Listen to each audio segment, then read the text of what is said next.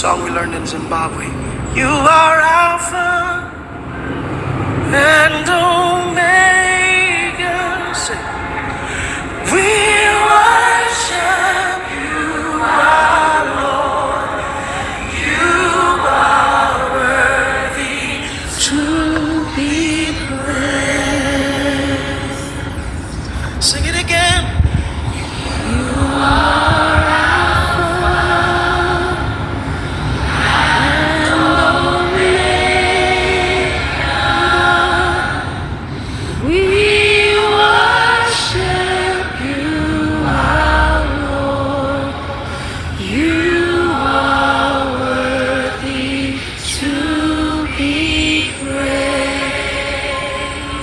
Give you all the glory. We give you all the glory.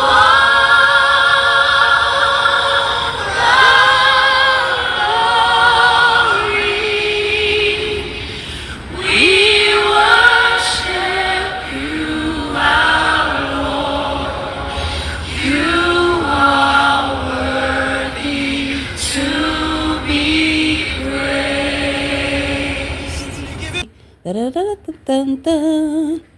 Tell me, whose report will you believe? Yeah, I will believe the report of the. I want to know. Tell me, whose report will you believe? Yeah, I will believe the report of the Lord. His report said, I am healed. His report says, I am healed. His report said, I am free. His report says, victory. This is a battle. This is warfare. Because I refuse to believe that after praying and fasting and trusting in the Most High for all these decades of my life, that He's going to let me be put to shame. Alright, so whatever games that y'all are playing, continue. You'll see what will happen to you.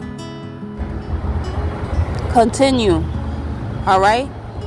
You think you've been through something, think again. Because let me tell you, if you try to walk these shoes that I have walked, your feet will cut.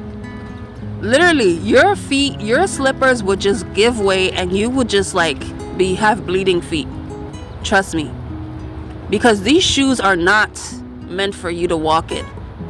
No matter how strong people think you are, no matter how strong you think you are, nothing is as easy as it seems. I woke up this morning and I was just asking the Most High, what did He want me to read in the Bible? And He led me to the story of Sanballat and Tobiah, which is a story that's been repeated so many times by people around me for the past couple days.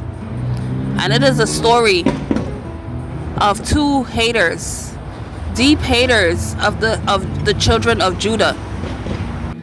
So Nehemiah was a prophet in many ways, but he was also a captive, a slave captive.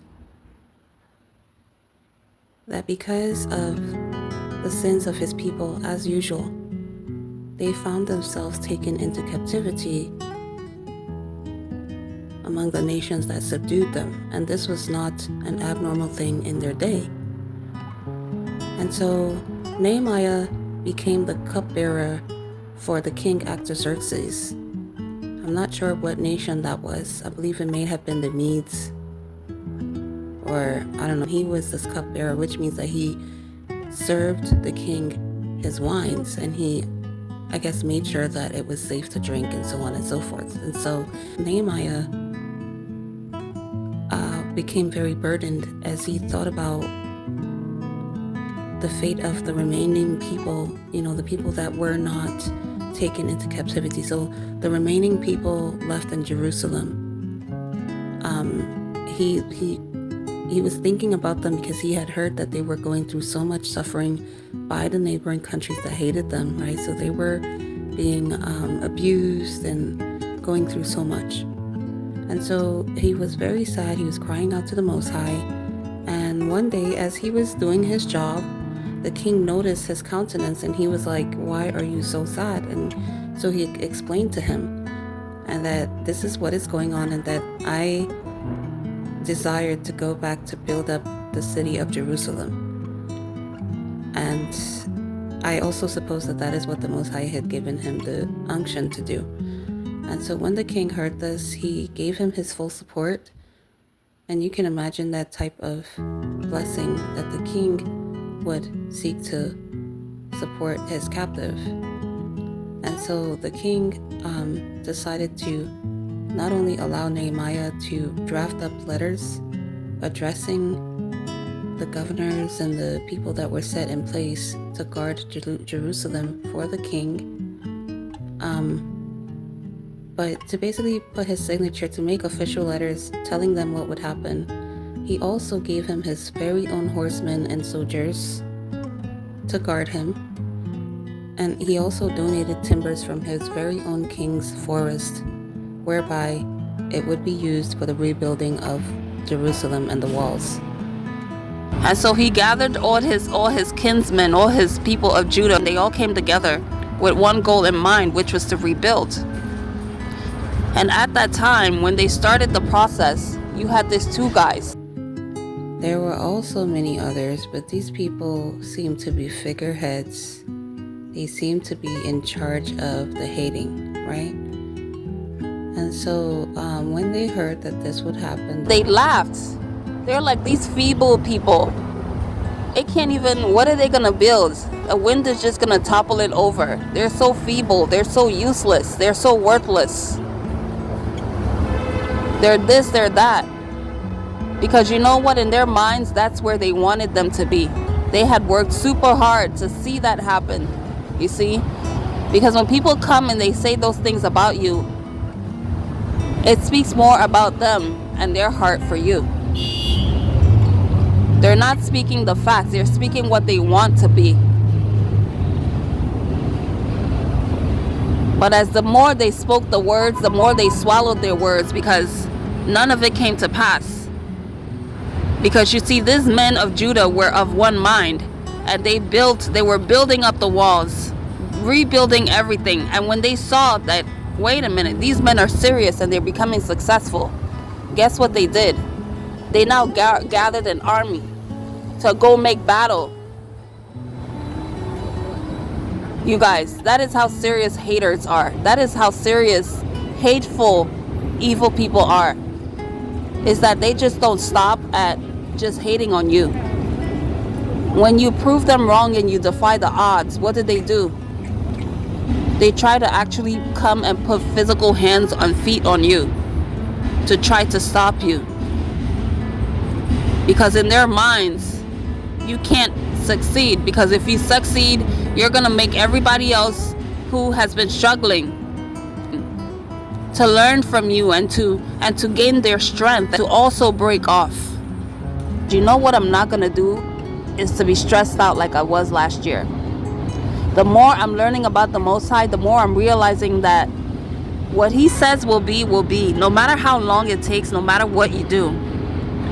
What He says will be. And that is why when you see people, when you see these wicked people, when they fail, they try to hide it. Because they don't want you to see how the Most High is dealing with them. Because then it's going to mean that His words are true. Right? So they try to hide it. They try to make it seem like everything is fine. And that's why you look at Netanyahu. The world is still showing him is living, when we all know, at least for those who are in the spirit, we know that he's dead. But no, they're going to hide it. They're going to tell you that he's still living. Because why? They are ashamed. They don't want to tell you that they got caught up. No, they won't. Because then the Most High looks good. And people actually want to fear Him. So yeah, they would rather just keep quiet and just pretend like all is good. And meanwhile, you got His family out here changing up their names. They don't want to be involved with that. But every day they play in your face. Because they know that if we all keep quiet long enough, that they can pretty much get away with everything. And that's what they're doing right here, right now. In broad daylight. It's not even like before where they used to hide. It's right up there in your face, because they know that you are a quiet, little, respectful dummy. I don't even want to say dumb because people are not dumb. They just choose to keep the quote unquote peace. I have decided to trust the report of the Most High. And that report is that the people that He has put into my hands to pray for and to encourage and to tell about the Most High are not going to be plucked up and thrown into the fire. But even if He allows it, just like Daniel and just like the 3 Hebrew boys, the Most High will be in the fire right there with them. And He would pluck them right up from there, right back to their rightful place, to even more glory and more grace. I believe in the Most High's report that Mr. Combs is a man that is full of grace. The grace of the Most High being that which is given to us as a gift that we do not deserve. I told the Most High, I said, whatever I can do, whatever is within my power, I will do it. And if you give me the capability and you give me the wisdom and the power to do more, guess what? That I will also do. And so there is nothing that anybody can tell me at this point that can convince me that my life is ordinary. And so with that, I trust the Most High. Yahweh is in control. All praises. Thank you for watching. Please like, share, and subscribe.